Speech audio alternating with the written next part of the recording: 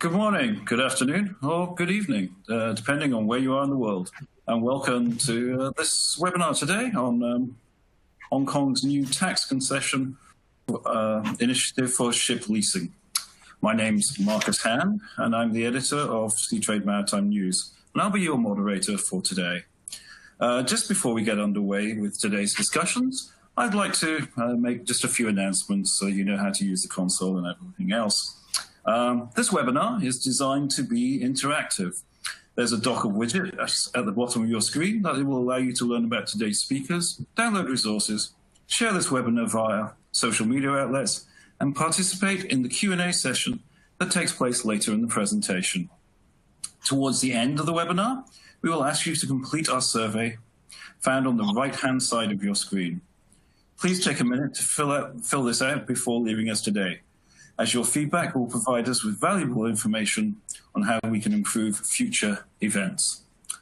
Lastly, if you're experiencing any technical problems, please click the Help widget found at the bottom of your screen or type your issue into the Q&A area, and we'll be glad to offer one-on-one assistance.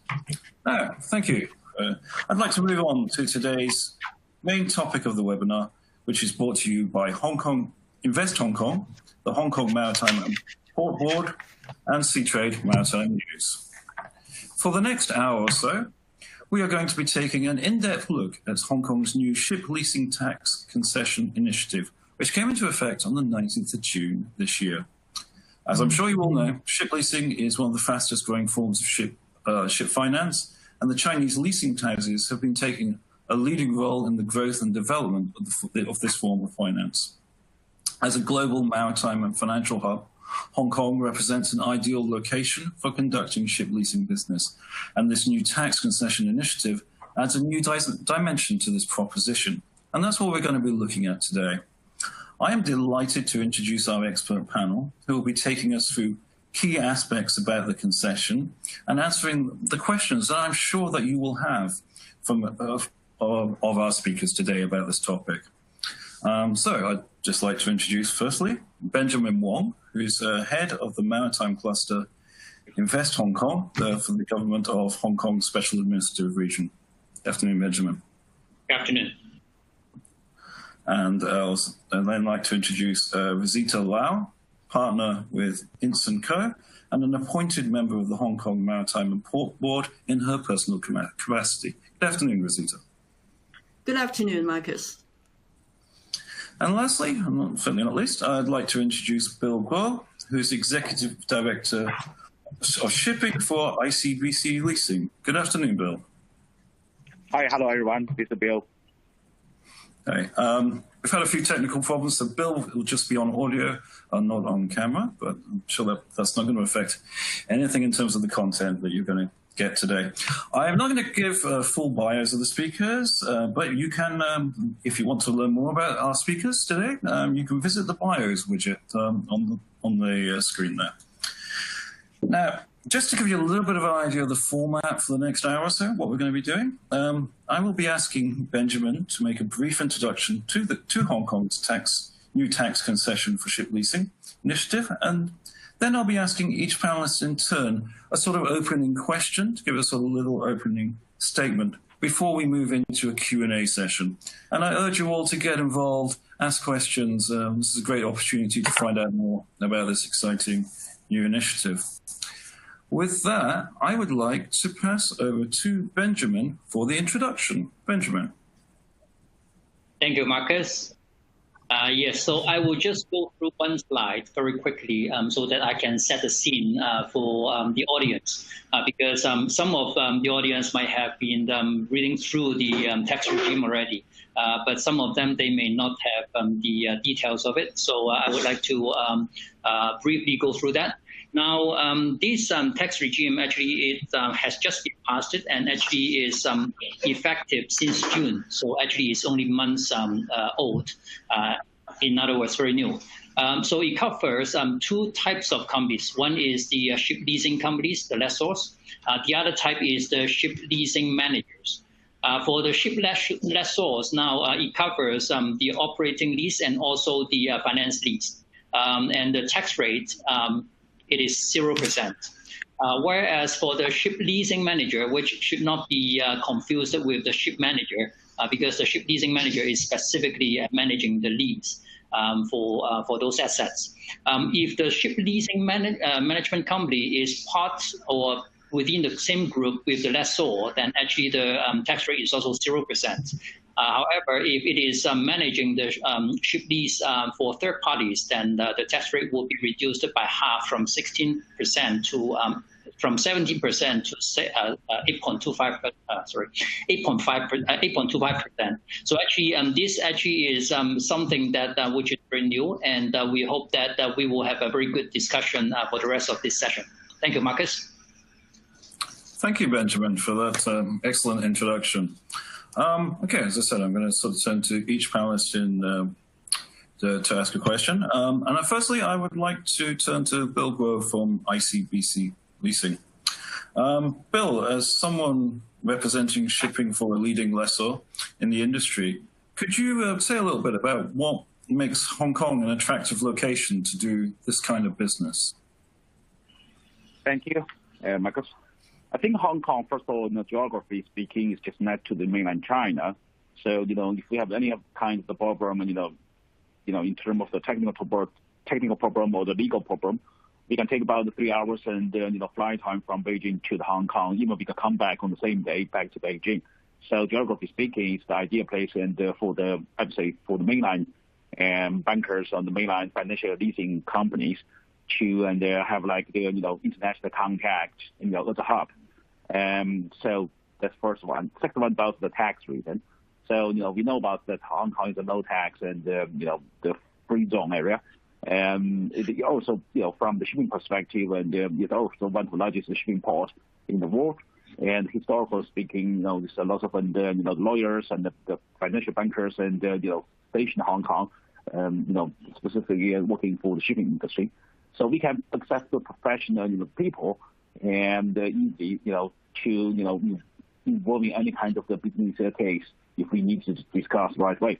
That's why from our perspective, I think for most of the Chinese leasing, financial leasing perspective, and Hong Kong is an ideal place for us to set up like an SPV and set up like the shipping platform to run our the leasing business and for the shipping industry.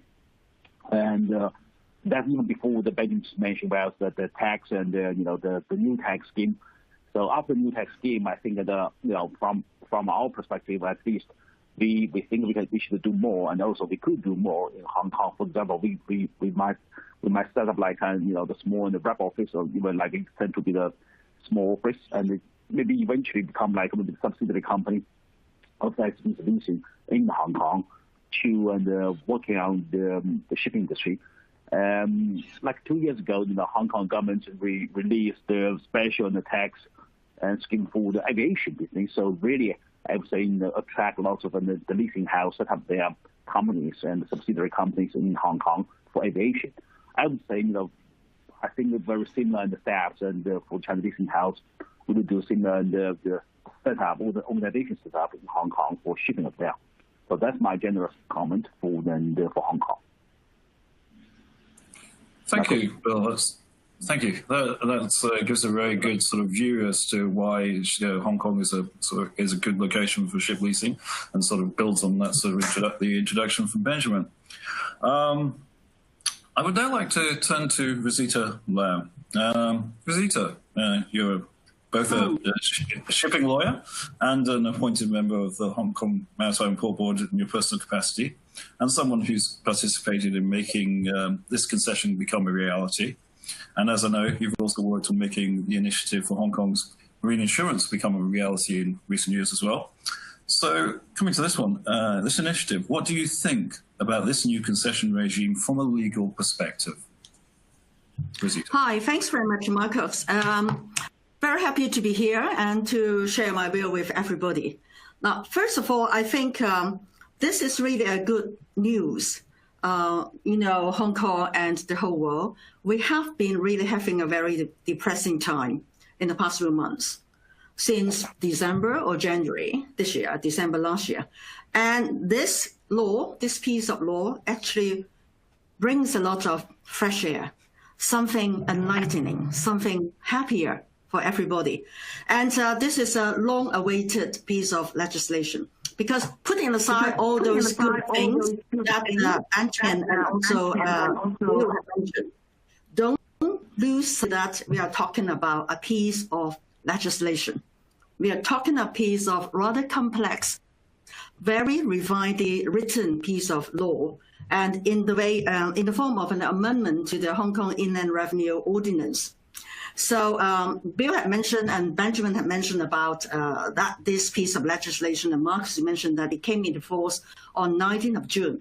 But basically, it has been in the pipeline for about 2 years or 2.5 years.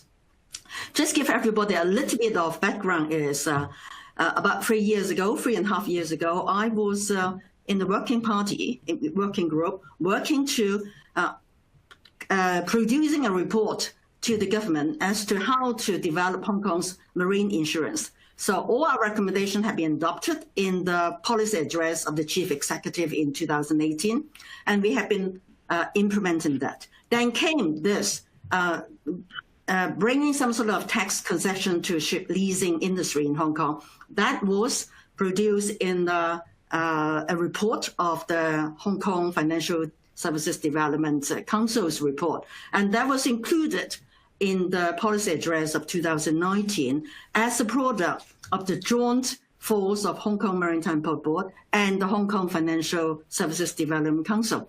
So both initiatives are to aim at raising Hong Kong's status as an international maritime center financially, I would say.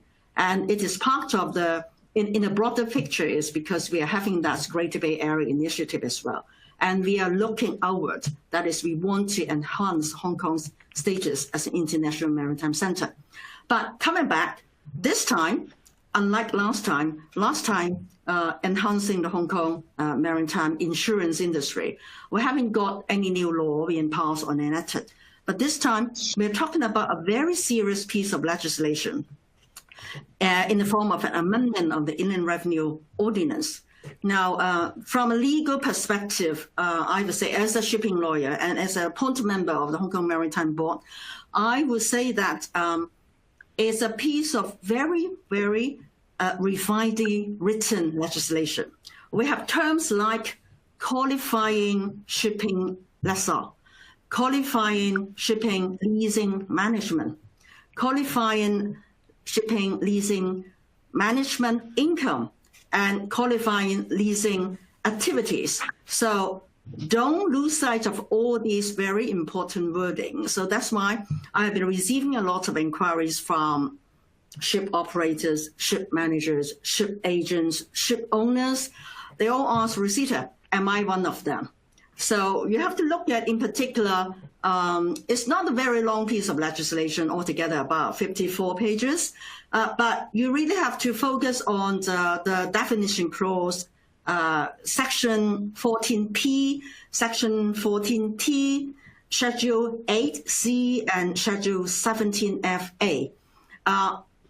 If you got the time, I can briefly say what they are about, but perhaps we can save that in the later part of this webinar. But remember all those sections. That's definition clause, Section 14P on the ship leasing lessor, and also Section 14T on qualifying ship leasing management, and Schedule 8C on the rate of concession, and Schedule 17FA on a lot of important issues, including the some very important percentage on the harbor clause, some saving clause, and some saving of power clause for the Commissioner of Inland Revenue as well. Thank you, Rosita. That's been really good to get some of the background there to how long this has taken to evolve and the complexity coming together. 54 pages doesn't sound that short to me, but it's pretty short already, Marcus. I'll tell you right. Just for our listeners, one thing to remind you: there will be a playback available of this on demand. We'll be sending you an email of this. So some of these, if you're sort of sitting there trying to scribble down which section Rosita was referring to, you'll be able to listen back to this later and refer back to the exact wording. So don't worry that you need to take notes down right now or anything like that. Thank you. Moving on, I'd like to come back to Benjamin Wong from Invest Hong Kong.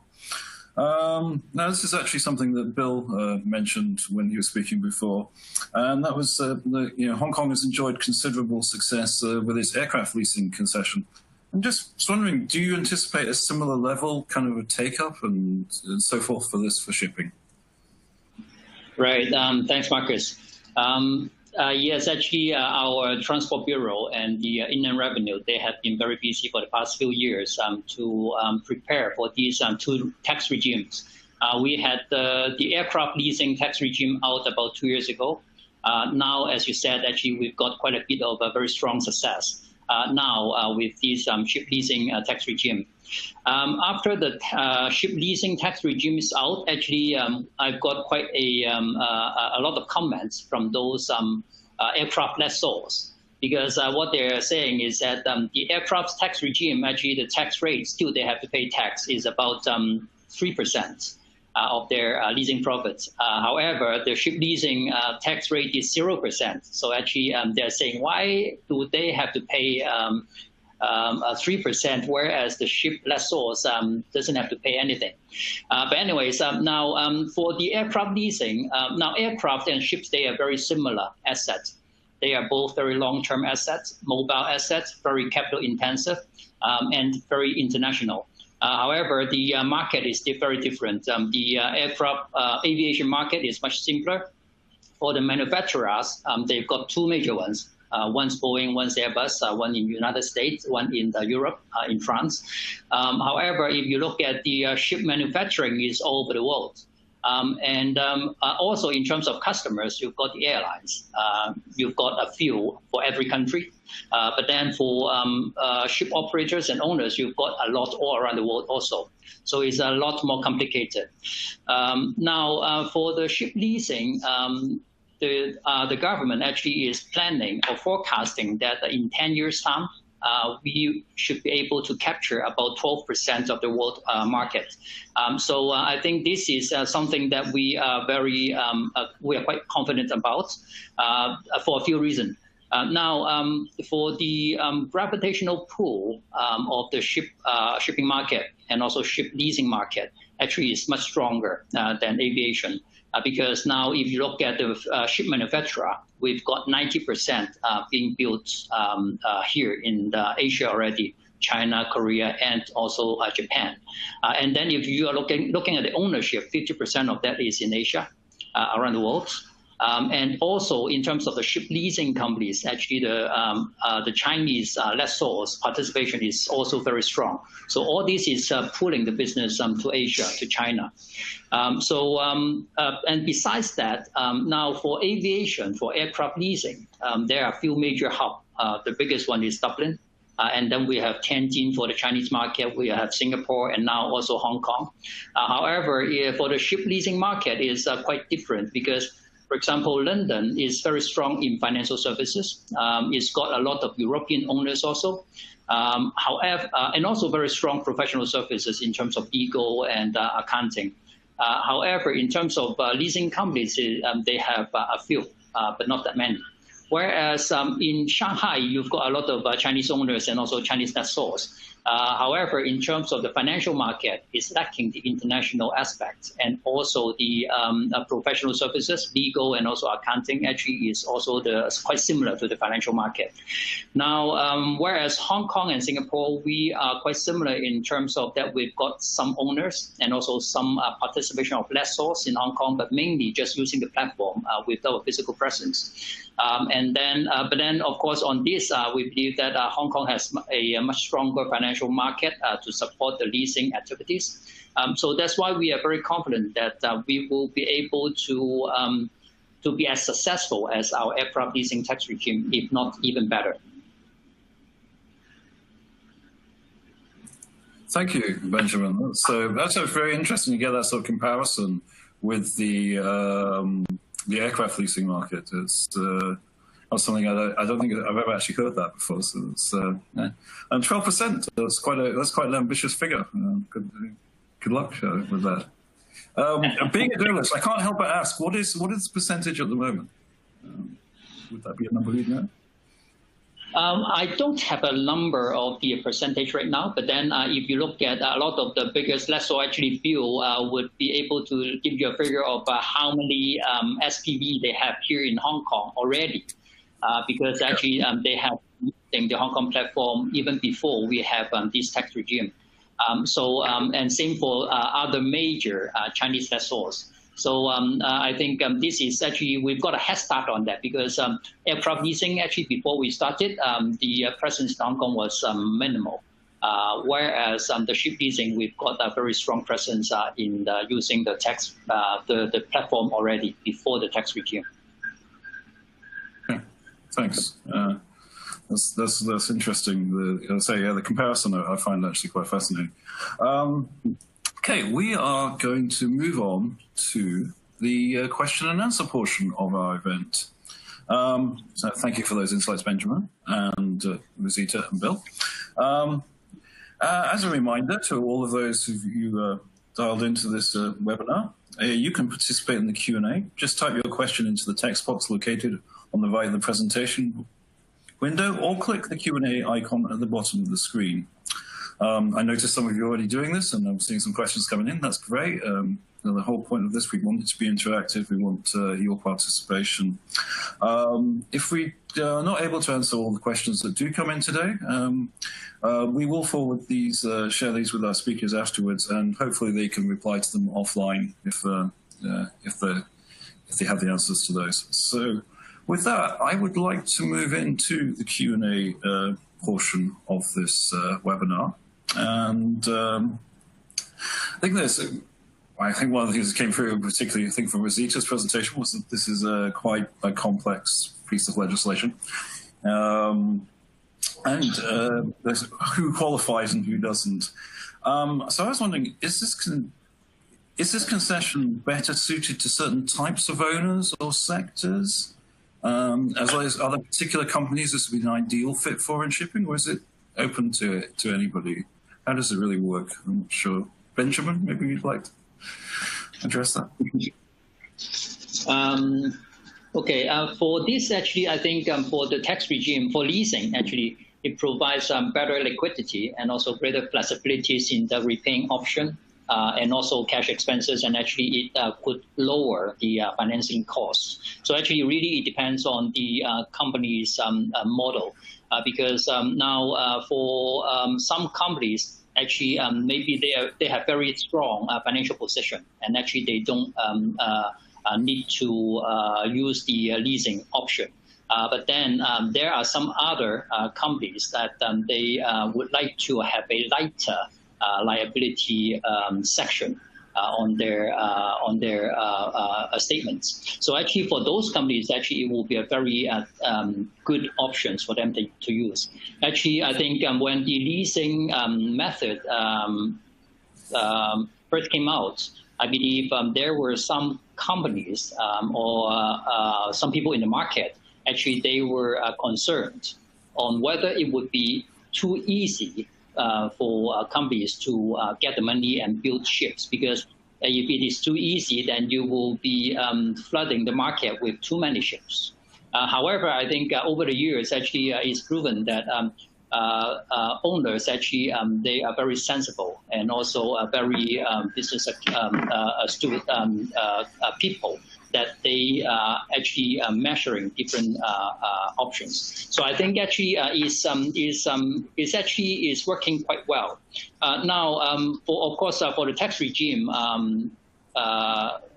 we are expecting the company to be Hong Kong based to be able to use it.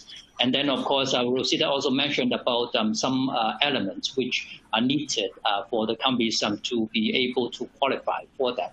So I think, of course, to make use of the tax regime is very important to be able to observe the requirements of the tax regime. Okay. Thank you, Benjamin. Actually, I'm going to sort of follow on from that. You talked a little bit about what Rosita said about some of the stuff on the qualifying companies, and Rosita, you mentioned various sections of the bill. I wondered if perhaps you could take a couple of, perhaps the sort of, you said you could talk a bit more in depth about those. Are there a couple of highlights that you could perhaps talk about in terms of those who qualify, and what perhaps most important for people to know?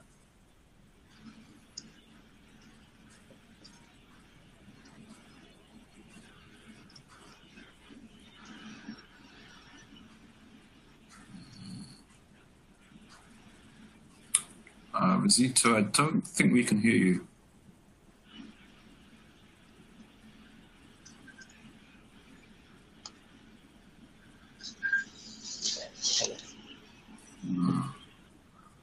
You're asking Benjamin, right? No, I was asking Rosita. Sure.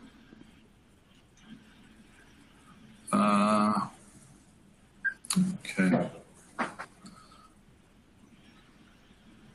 I don't, Rosita, we can't seem to hear you.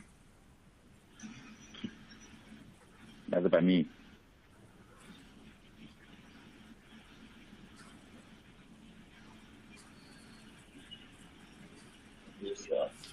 Okay.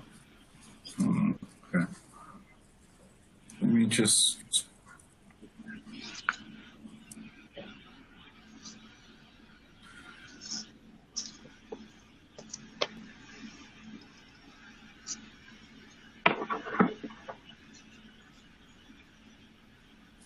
Okay, I think we seem to be having a few technical difficulties there.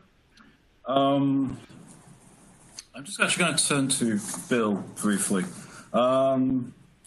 Is this concession, do you think this will drive innovation in the ship leasing space in Hong Kong? Would you see, you did mention about potentially doing more business in Hong Kong? Yes. I think not just more business, but also I think I mentioned last time.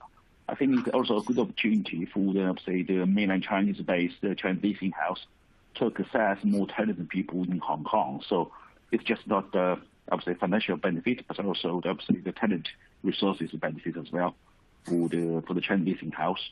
And the majority of Chinese leasing house rest either in the Beijing or Shanghai or Shenzhen. So like Benjamin already mentioned, and I would like to quote the research results from the Clarkson recently. So in this year, especially during the coronavirus and the issue, so the new building, actually a global new building, 40% come from and directly come from the China leasing house.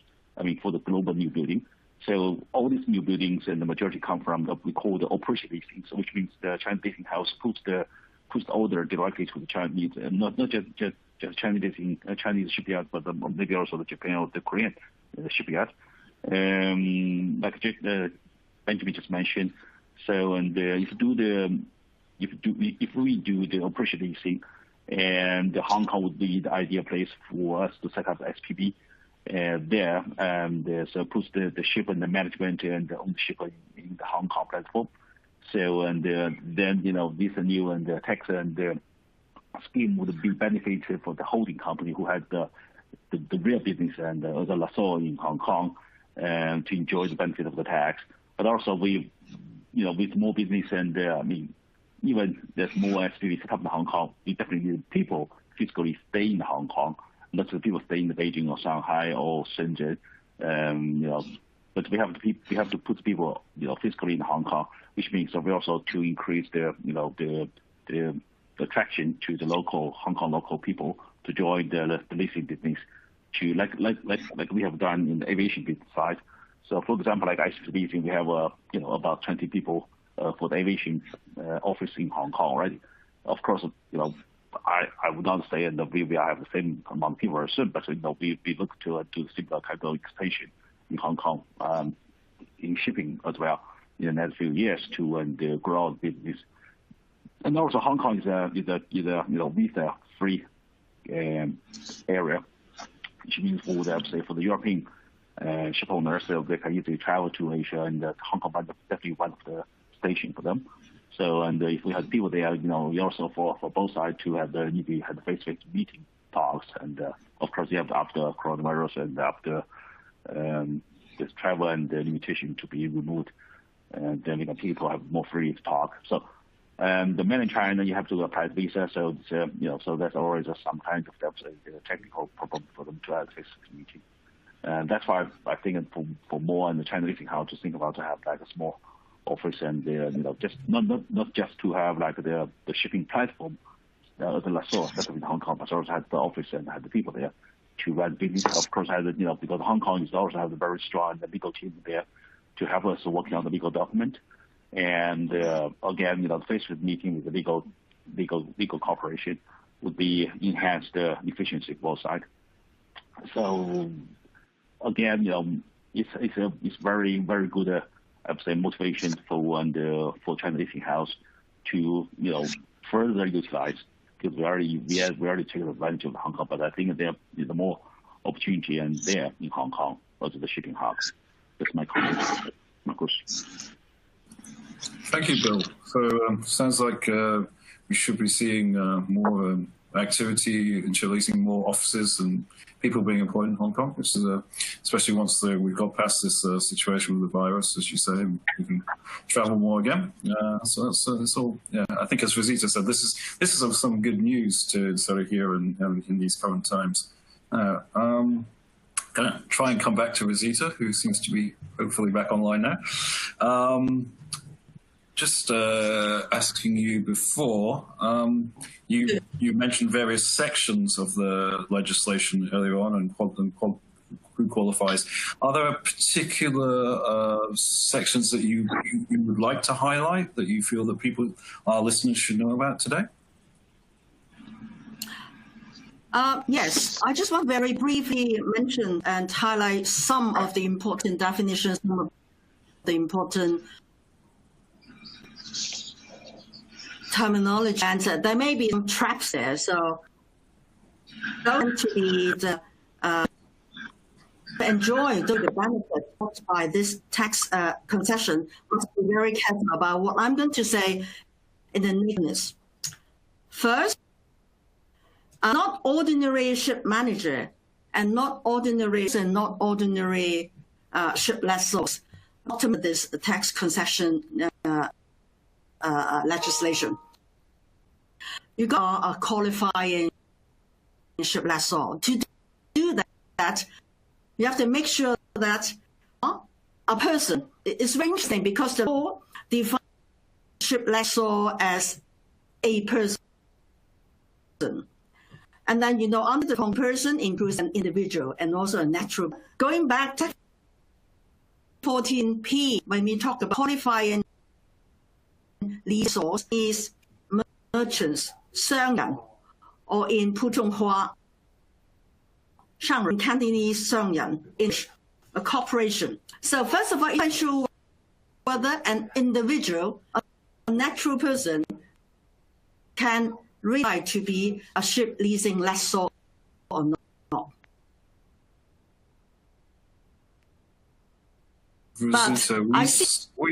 Rosita, sorry, you seem to be kind of breaking up. We're getting like every other word, which is unfortunately Explain not... in the department saying that it's a corporation. Is it not working again? You're kind of breaking up. We get like every other word, which is quite difficult with legal terminology. I don't know. I think...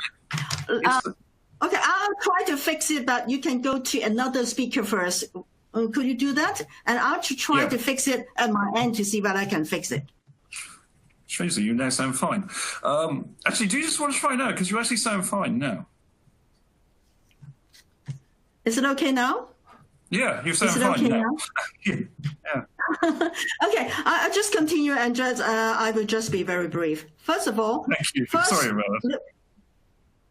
First, it's not very sure whether a natural person or an individual can be a qualifying leasing lessor. The definition clause and clause 14P seems to have some sort of inconsistency there. And it seems the inclination seems to be that you got to be a corporation specifically set up in Hong Kong. And you must make sure that all your activities are carried out in Hong Kong.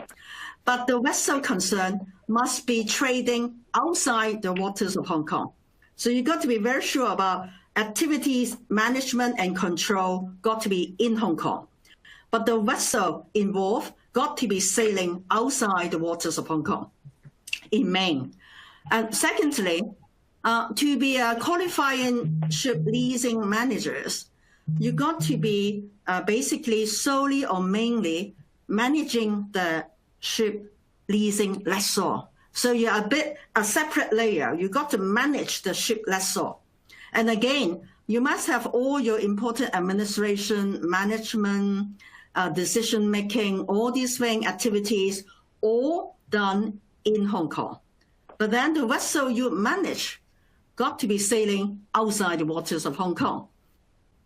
So you got to be very sure about all these things. Secondly is, we got some sort of a safe harbor rule for qualifying ship leasing managers only, but not for qualifying ship leasing lessor. So understanding that sometimes ship managers do not only manage qualifying vessel entitled to these tax concession. And there is a safe harbor rule saying that in case you can prove that 75% of your assets are spent on managing all these qualifying leasing vessel, and also 75% of the profit that you earn from your daily activities are earned from all these specifically activities, then you can entitle to some sort of tax concession. So actually you have to work together with your lawyers, together with your accountants, and make sure that you keep very good record of the asset that you use if you are a qualifying ship leasing management. And so as to entitle all these concession. And there's also another trap is there is a minimum requirement as to the number of employees employed full-time basis, working in your office, looking after all these qualifying ship leasing vessels. And the law provides that for lessor, the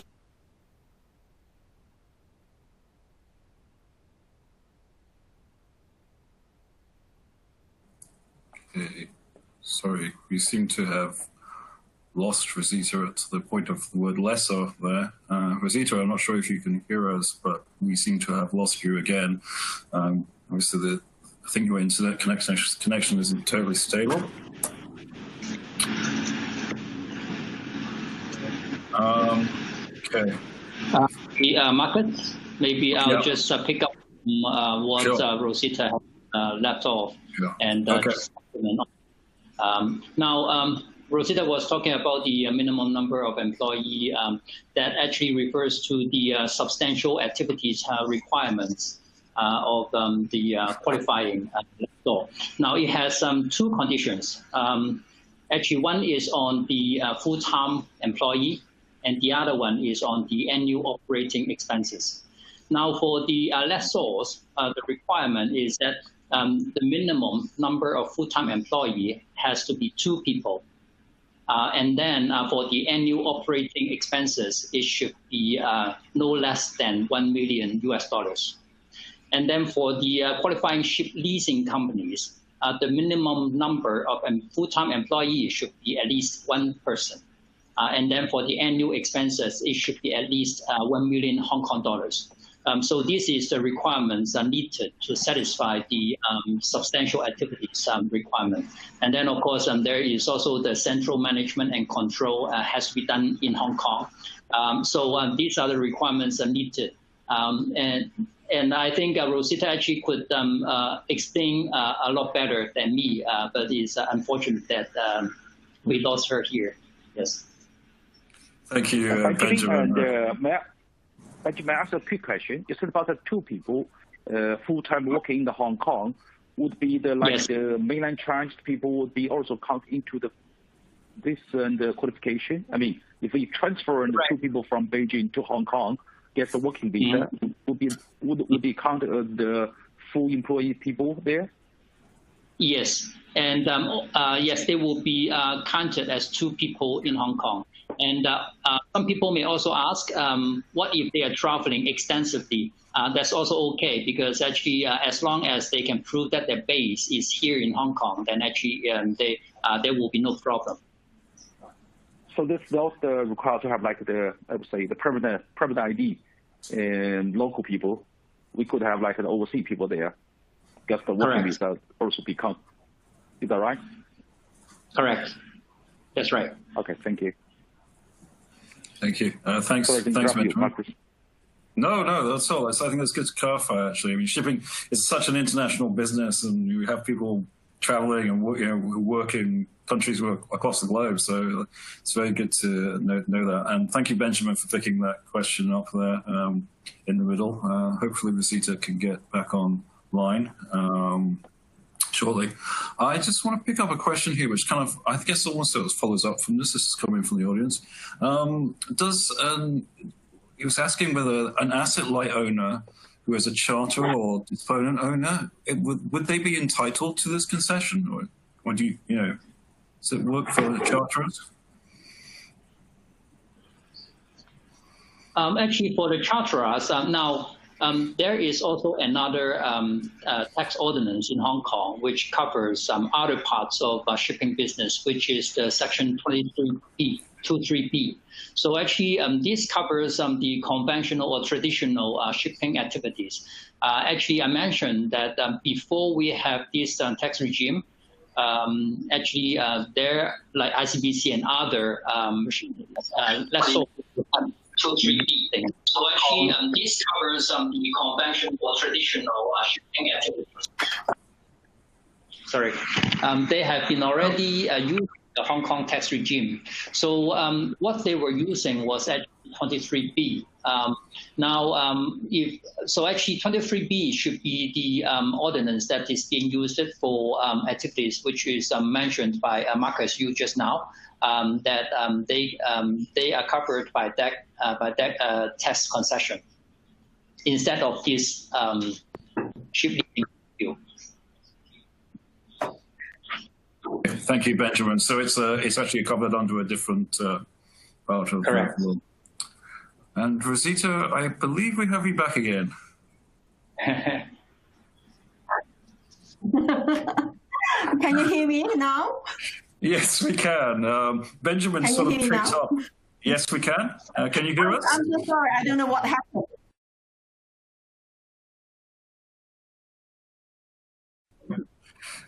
Yes, I can hear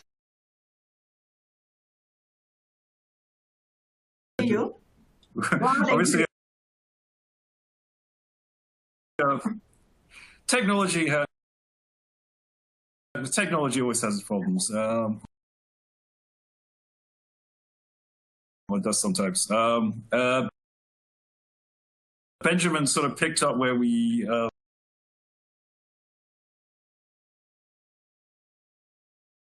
lost you in the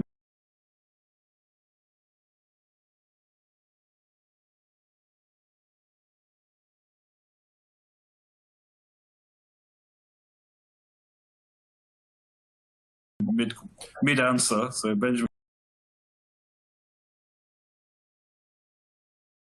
kind of picked up on some of that. So I think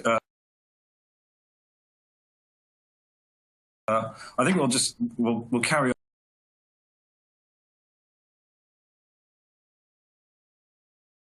on with some of the questions that we've got from the audience.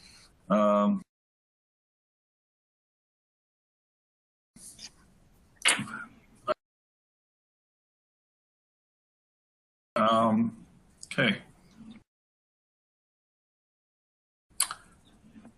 I was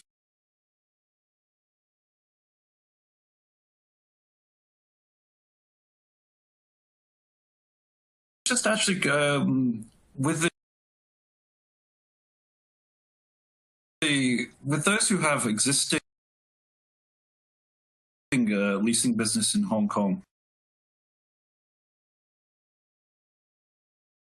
Does this concession automatically apply for that? Do you have to restructure leases, or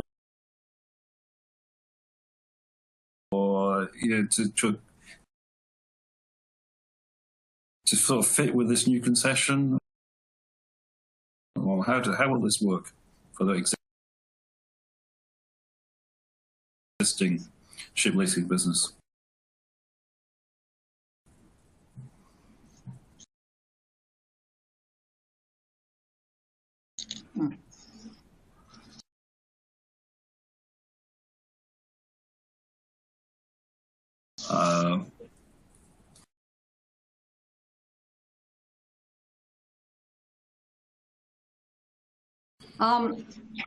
Perhaps I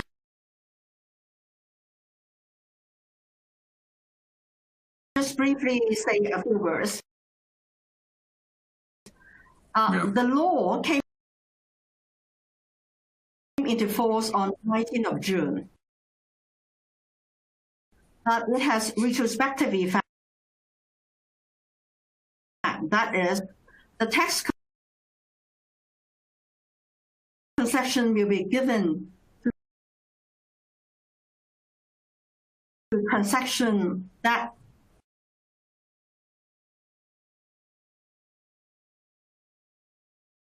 took place from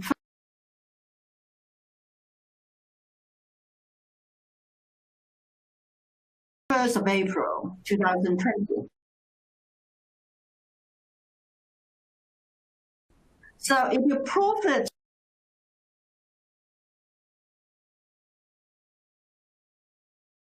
were earned from that day, and if you comply with all these qualifying whatever requirements, then you can enjoy it. But if your existing business, no matter it is as leasing lessor or as leasing management,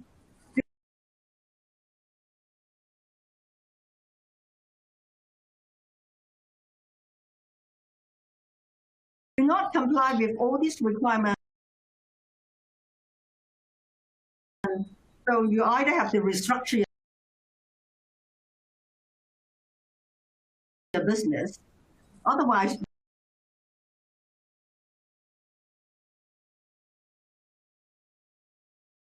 you simply do not comply with the requirement, and you cannot enjoy the tax benefit.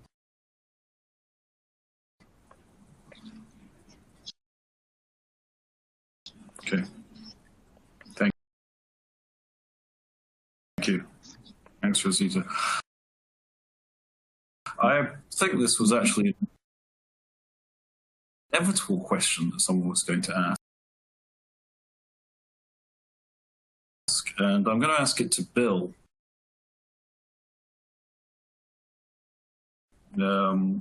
As someone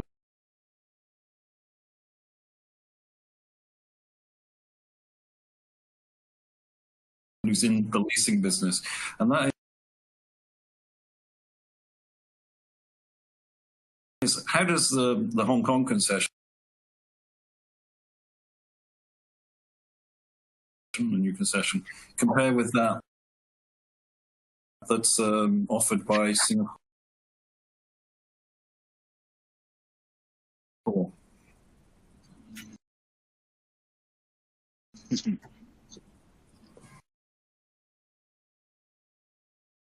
That's a very interesting question. I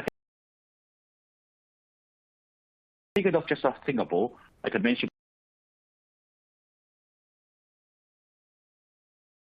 well, like some Chinese and mainland Chinese the cities, for example,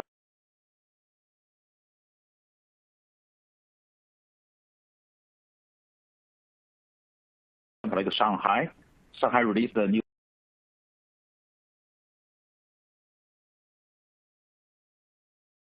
and they have said the tax scheme is in the Lingang, and also very traditional than the the free tax zone and Dongjiang from Tianjin, but also and the Shanghai and the Shenzhen, the Shanghai. They're also talking about some kind of shipping hub for the financial center.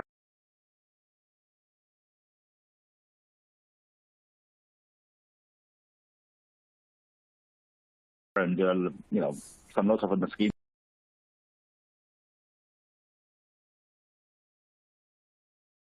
also come from there. Besides,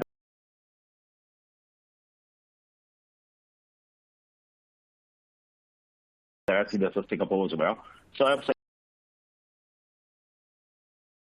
and I'd say generally speaking, we are very warm welcome by the Singapore government. Whenever we go there, have a joint participate in this kind of national conference. They want to attract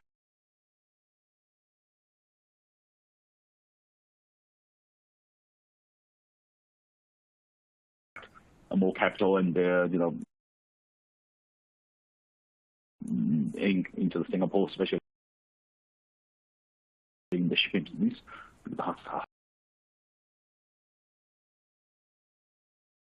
Hong Kong, Singapore is treated like the two-star and cities comparatively in the shipping industry and shipping business. But as I said before, and geographically speaking, unfortunately, in the Singapore is about 6 hours, and the flight time between two South.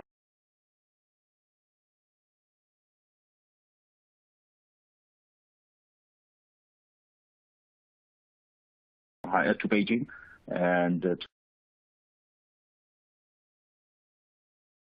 Singapore, and Hong Kong only take like 3 hours and a half, which means we can do the daily trip. That's I think that right now that the timing is money, so we can save 3 hours, and we can do lots of things. And in these 3 hours, I think that's why the Chinese leasing house for at least prefer to have the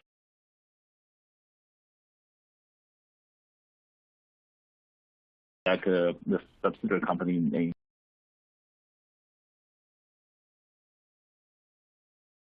Hong Kong compared with Singapore. Otherwise, we have done lots of detailed comparison between the two cities, including the tax and including other, say, the legal system, including other things. I would say right now the Singapore and Hong Kong would be the two and the major, we call the SPV set up cities.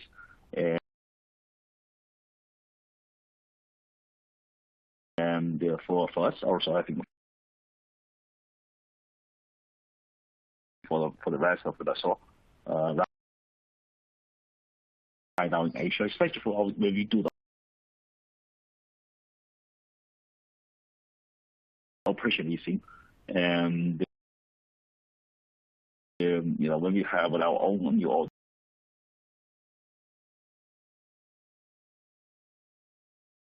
we choose either Hong Kong or Singapore.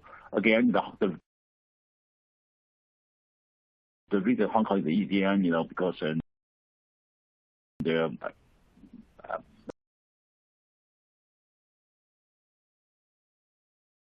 we feel like it's more flexible for us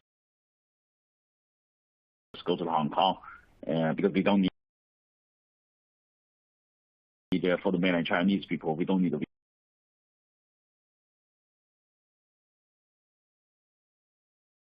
visa, and we just apply this we call the travel permit, and they store there. So it's faster and easier.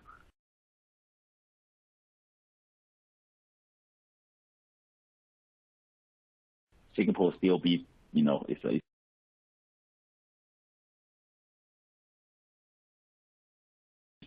foreign countries, so it still take us to apply the visa. Although it's very easy for us to also get the visa to Singapore, but again, timing-wise, also the process is a little bit complicated for us. One more thing about the tax.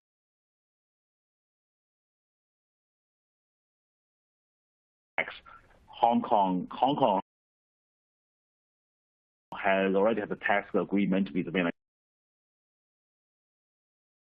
China, which means in the event of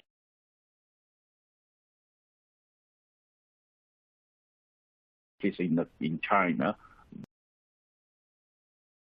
usually for the lessor, we had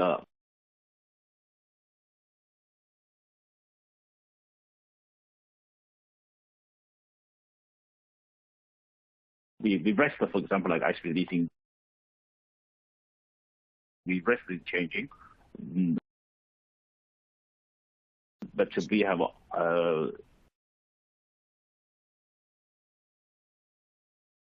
offshore office in Hong Kong. So any of the tax we paid in Hong Kong would get the tax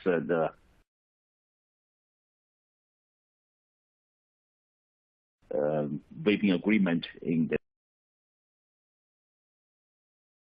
the mainland China side, so we don't need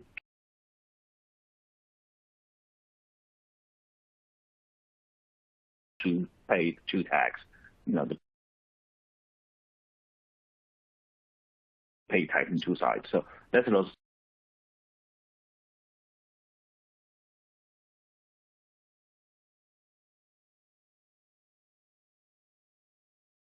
Save a lot of time. I know the Singapore is all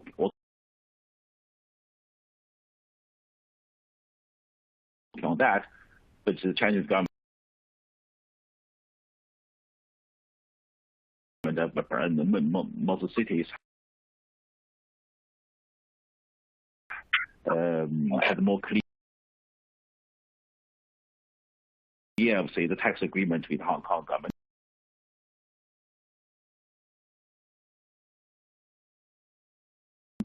That's why it's easier for, say, for like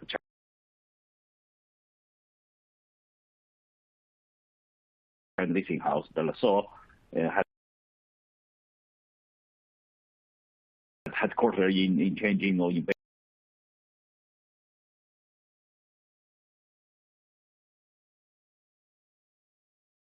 Beijing, Shanghai,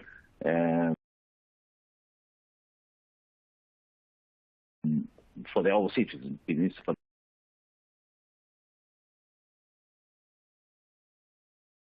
the offshore business, they don't need to pay the double tax in both sides. So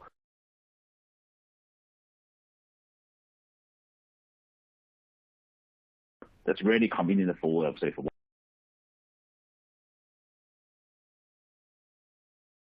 most of Chinese leasing house. That's why they prefer to come to Hong Kong for the future business. I try to understand, I'm also the new